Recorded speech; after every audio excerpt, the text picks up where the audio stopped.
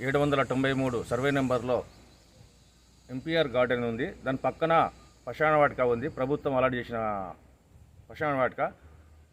దానికి దారి ఉంది, 9 ఫీట్ల దారి.